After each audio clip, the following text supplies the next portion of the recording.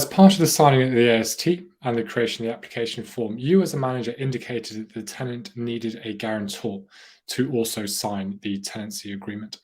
So as part of the process, the guarantor that was nominated by the tenant would have received a very similar text and email that the tenant would have received themselves.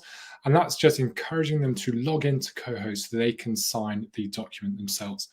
They'll be taken through to this welcome page, at which point they enter their mobile number and click confirm. That then takes them through to the documents that need signing. They recognize that I am Eric, I'm the guarantor in this instance, and I have been requested to sign the tenancy agreement to act as a guarantor on behalf of my son. I'm then going to click next. And here, like with the tenant, I'm given the option to both view and download the document, which I can do here. But we're going to click through to continue. And we're then going to give them the option to verify their identity. With the tenant, it was through email or text. We're being given the first step of the process here, which is to confirm our identity by email. So we'll click continue, and by sending the email, we'll get a verification code, which we will be able to enter. So we've now had that email through, and we've entered the verification, which we'll then click confirm on, and then click continue. So that's our identity confirmed by email. As a secondary step, we also confirm their identity via text message.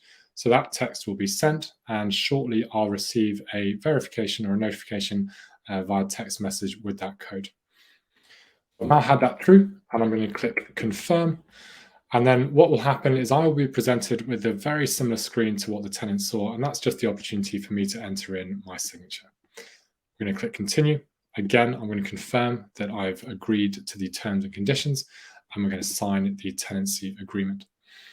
And that now adds both the tenant's and the guarantor's signature to the document, and the only step waiting now is for the manager to do the same, and then that will be a binding tenancy agreement. So the tenant or the applicant and the guarantor have to do those steps ahead of the manager doing it. But now you'll be taken through to the process, which is the next process in onboarding, which will help us move towards the stage of paying things like move-in monies. So stay tuned for the next video.